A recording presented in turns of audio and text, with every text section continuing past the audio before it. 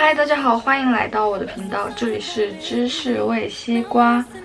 你们有没有发现今天好像有一点点不一样？哪里不一样呢？首先，我的背景变了，我现在在我的新家。这几天一直不是没有更新嘛，就是因为我在搬家，然后还要练车，所以就没有更新。现在我的头发的颜色变了，我自己染的，我用的是爱茉莉的有一款它的那个泡沫染发剂，然后现在头发就处于一个偏亚麻绿棕的一个状态。然后我自己个人还挺喜欢这个发色，但是我是自己染的嘛，所以就头顶上有一点点不均，但是我觉得没有关系。今天的视频呢是一个雷品吐槽视频，就是关于我2018年遇到的那些雷品。如果你对这个视频感兴趣的话，那么 keep watching。第一样产品呢是这个来自卡尼尔的眼唇卸，你可以看出来我还是用了挺多的，并不是因为它好用，是因为我的曼丹的眼唇卸之前没有放假的时候没有带回来，所以只能用这个。这个真的是超级无敌难用，算是我用过最难用的眼唇卸。和我之前的时候，我妈妈买化妆品送的那个某国牌的眼唇卸，难用程度有了一拼。它这个为什么难用？它就是真的非常的油。你看它的这个瓶身，不知道能不能看得清，就是瓶身里感觉它全都是油。然后它这个还有一个不好，就是它的水油分离的速度太快了。我是一个卸妆的时候，比较喜欢看视频啊、看手机啊这种，就是边看边卸的这种人。我不是说会一直专注于卸妆这件事。你把它摇了之后，它大概，我觉得它好像十几秒左右，它就会立马又要分开了。可以看到吗？它底层已经开始有一点水油分离开始了。我现在把它放在桌上，我觉得我们这段话说完之后，它就已经完全分离了。然后平常的时候，我现在用的眼唇卸是曼丹的眼唇卸，我觉得曼丹的眼唇卸它就是比它相对它来说会清爽很多，然后它的水油分离速度也没有那么快，因为它水油分离速度太快了。其实你说它算是一个缺点，它也不算是缺点；说优点也不算是优点。它现在已经水油分离了，看到吗？就它这个速度真的太快了。我好像才说了1、2句话的样子，它就已经分离了。然后我如果想要再接着用它的话，我又得摇。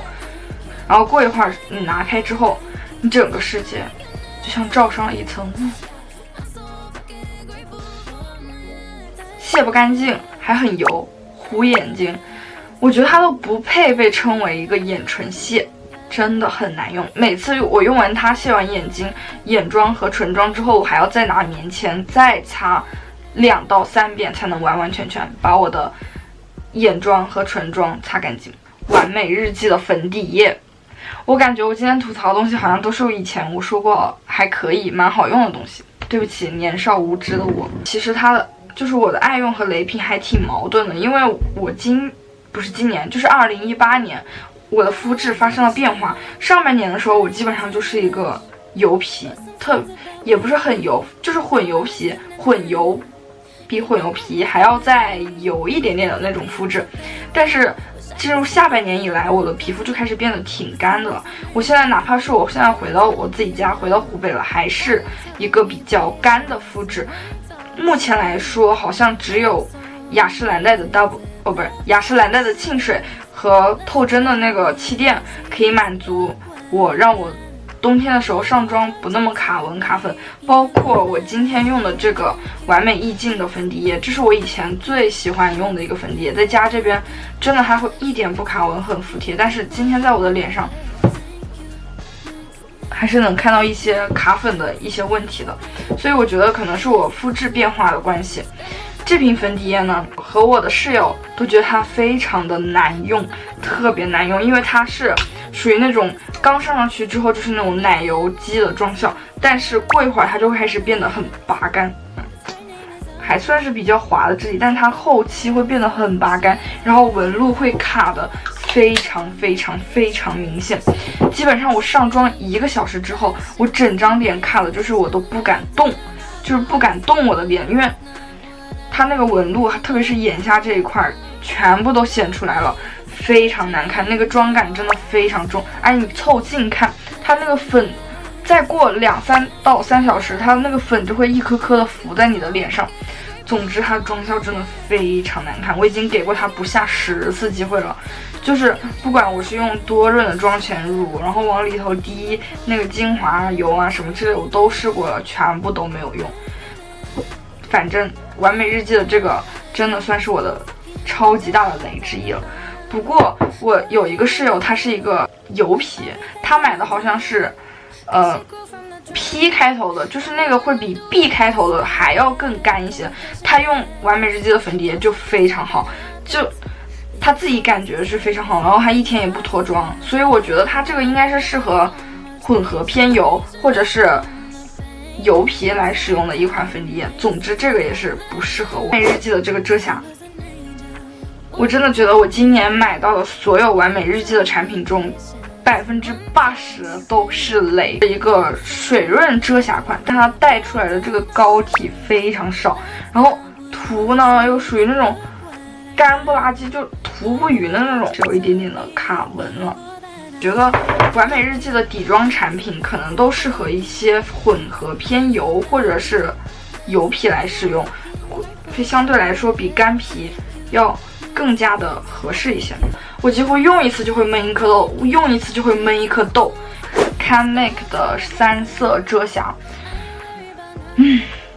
干，特别干。看我现在，我只把它这个提亮色用了到铁皮了，是因为夏天的时候可能用它会比冬天的时候要合适很多。它也是一个不适合混干皮冬天使用的一个遮瑕，因为它冬天真的会非常的干。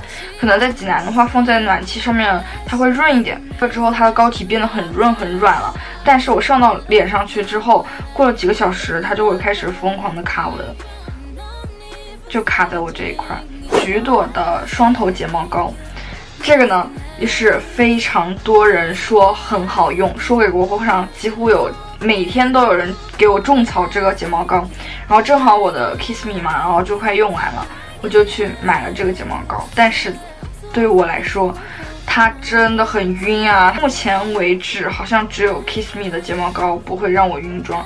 我真的是一个很容易晕眼线睫毛膏的人。这个小的用来刷下睫毛的一个这边，然后这边呢是这种稍微大一点的刷头。它这个刷出来的效果还是比较纤长浓密的那种。看我今天刷的就是这个美康粉黛的口红，但是呢我最近不是搬家嘛，然后口红我就给丢掉了。还买了6支。我为什么要买6支呢？我现在这想起来，我真的是个傻。包装呢是那种黑色的塑料壳，然后反正质感就很轻的那种，没有什么质感的包装壳。然后我那支我为什么要吐槽它？就是我一拔出来，它就把膏体给我带出来了。我用了这么多支口红，我第一次见到一拔出来能把膏体整根拔出来的那种。哎，它是属于那种有一点点假润，然后它哑光的呢又非常干，它那个哑光的真的超干的，我一度怀疑我自己把蜡笔往嘴上涂，你知道吗？真的完全在手上推都推不动的那种质地。它应该不是蜡笔了，它那个应该是叫粉笔，就是太干了，就是太干了，润的又太润了。夏天的时候我们这里大概是挺热的，30-40度的样子吧。我一拔开它，自己跟我融成那坨就是很恶心的东西融在我的那个壳里头了，我简直莫名其妙。我还是把它放在我的桌上，还是属于阴凉地方了。就是它润的呢又太润了，膏体又太容易断了，它就等于说它这个牌子的品控也不是很好。视野的腮红，但是我并不是吐槽它这一个色号，它其实颜色还有显色度上面都挺优秀的。主要我要吐槽它的点就是它真的非常飞粉，就是这个粉压的非常的松，看到吗？然后它就会真的很容易飞粉。也不是特别介意的事，但是我特别介意它的一点是它晕不开，真的晕不开。就是你扫上脸之后，假如说你是从这里下刷，就是从这里开始往这边扫，它基本上就会堵在这一坨，然后你怎么刷，怎么说，它不是一个很好晕染的腮红。这样的话，像我这个色号还不算是饱和度特别高的色号，它有那种饱和度特别高的色号，那你一上去就容易猴屁股了。那么到这里，我们今天的雷品吐槽视频就结束了。不知道你还看得开不开心呢？如果你对这个视频觉得还不错的话，就给我点一个赞。我们下期再见，拜拜。